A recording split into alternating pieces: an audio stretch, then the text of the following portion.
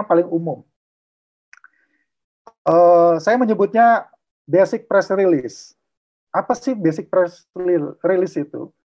Itu menyangkut di dalamnya adalah informasi-informasi yang umum. Ya. Kan tadi kita dari awal udah sepakat bahwa press release atau materi siaran pers ini memang ditujukan kepada media ya. Jadi misal IPB berhasil menemukan atau melakukan riset yang baru tentang bagaimana mengelola bagaimana penemuan obat obat alternatif buat COVID misalnya. Di sini kan ada dua hal yang menjadi penting, tapi sifatnya umum. Pentingnya apa? Yang pertama, temuan baru. Ya, temuan baru tuh di mana-mana ya tetap menarik, tetap penting untuk disampaikan. Lalu COVID karena kita sekarang berada dalam situasi yang semua orang merasakan, semua orang pengen tahu nih. Gitu. Nah, IPB dia punya institusi yang sangat besar. Reputasi IPB itu sudah dikenal. Nggak cuma di level lokal, nggak cuma di level nasional, tapi juga di level internasional. Lalu misalnya, ada juga kegiatan-kegiatan seminar. Kayak tadi saya bilang, acara hari ini sebenarnya bisa ditulis oleh teman-teman di Tani Center atau teman-teman semua. Bagaimana cara menulis? Salah satu caranya, kalau kita cuma memberitakan Tani Center menggelar pelatihan menulis press release. Kalau itu diberikan kepada media, nggak bakal diambil, nggak akan dimakan, nggak akan dipublikasikan. Tetapi caranya seperti apa? Caranya kita ambil kutipan-kutipan yang menarik dari narasumber yang berbicara di sana. Jadi dalam kegiatan seminar, perhatikan dan catat quote-quote apa yang paling oke. Kemudian dikaitkan dengan kontekstual yang ada, kondisi kekinian yang ada. Nah, jadi kegiatan seminar itu sifatnya hanya lengkap. Bagaimana kalau kan banyak teman-teman terutama dari PR agensi. PR agensi itu agensi public relation.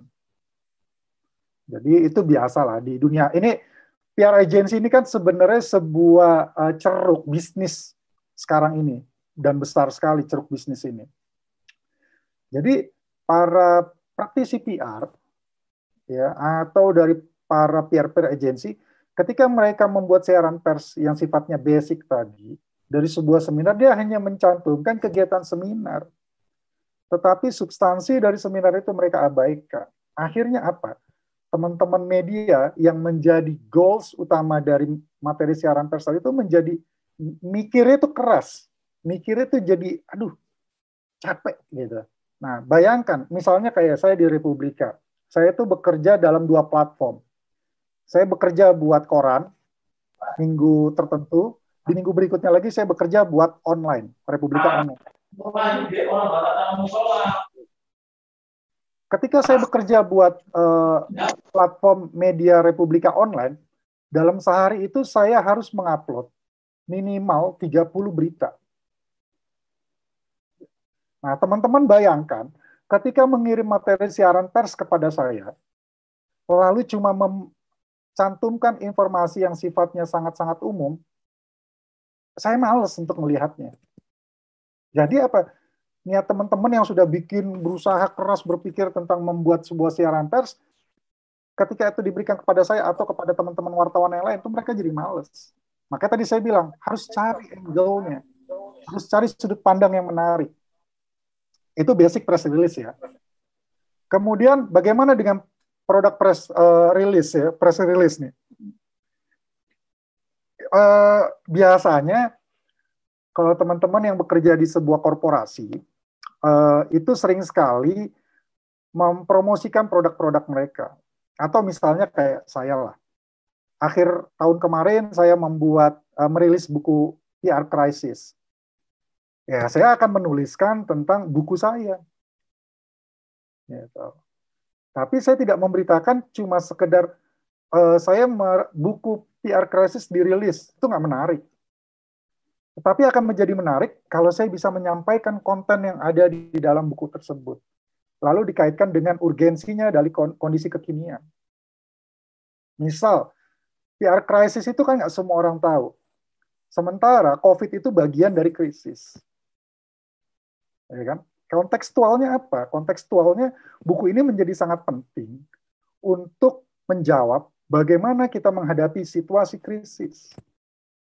Itu substansinya. Nah, itulah yang bisa dibuat, dikemas lah. Jadi jangan cuma sekedar woro-woro biasa. Kalau mau dimuat di media, harus punya sense of media, gitu ya. Kemudian financial press release. Ini biasa dilakukan di perusahaan-perusahaan besar. Misalnya mereka mau IPO, ya. Mau IPO itu apa ya bahasa Indonesianya? Mau saham apa? Penawaran saham perdana. Misalnya BUMN yang baru-baru ini apa ya? Merilis IPO-nya berharap bisa mengumpulkan dana masyarakat, dana publik sekian puluh triliun gitu. Wah, itu udah news value-nya kenceng. Dan ketika itu dibuat materi siaran pers, itu akan jadi sangat baik. Nah, yang membedakan dari ketiga produk atau jenis siaran pers ini, kalau di basic press release, itu sifatnya yang biasa-biasa aja. Tapi tetap tadi saya tekankan bahwa harus mempunyai substansi dari kondisi kekinian.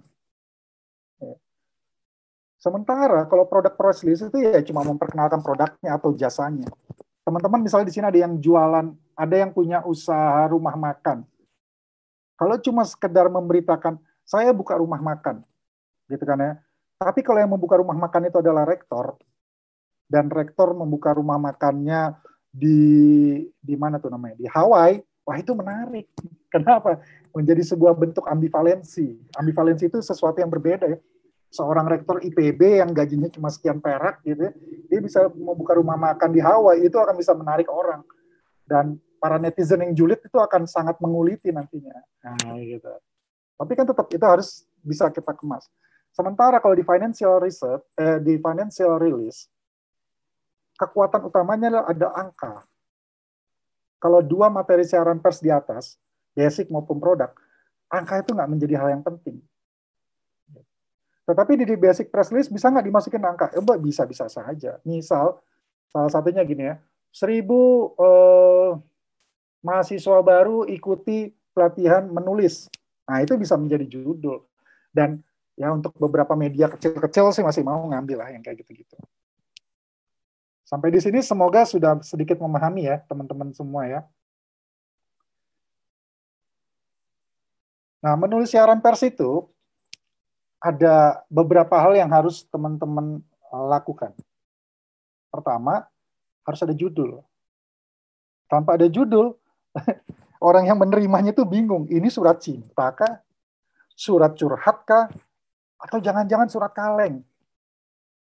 Gitu. Jadi judul itu bisa menentukan, oh ini produk berita, ini produk materi siaran pers. Gitu ya. Lalu juga harus punya tempat dan waktu. Nanti saya ada gambaran yang lebih rinci, lebih detail dari hal yang saya sampaikan di sesi yang ini ya.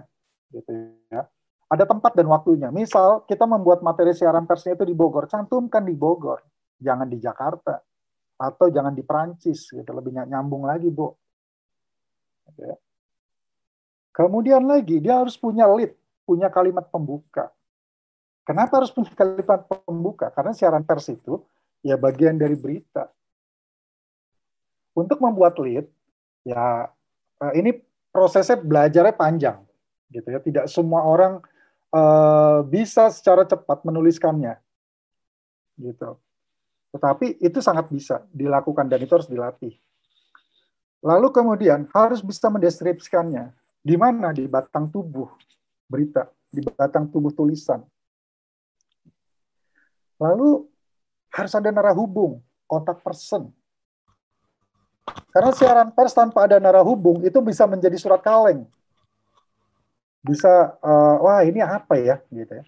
Atau wartawan ketika dikirimkan materi siaran pers yang bagus, tapi dia nggak bisa mengkonfirmasi, susah.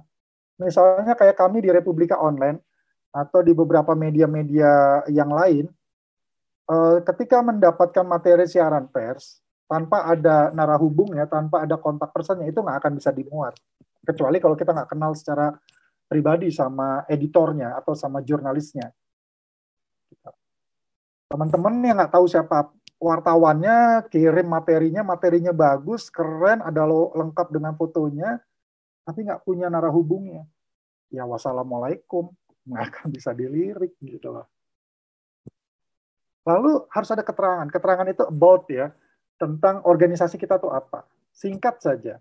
Kalau dalam membuat saya rampar, kalau saya secara pribadi saya jarang menuliskan about-nya. Kenapa? Karena teman-teman saya kan teman-teman media juga. Jadi ketika saya membuat siaran pers, dia udah tahu, oh ini si Akbar nih, udah aman lah, gitu kan. Tapi teman-teman yang tidak punya hubungan baik atau belum pernah berhubungan sama wartawan, tanpa mencantumkan narah hubung dan tanpa keterangan, itu akan sangat sulit. Nah, keterangan ini fungsinya apa? Ini bagian dari branding dari sebuah komunitasnya, branding dari sebuah organisasinya, branding dari corporate-nya. Gitu ya. Yang bagian ini nanti akan saya lebih jelaskan lebih detailnya di slide berikutnya ya.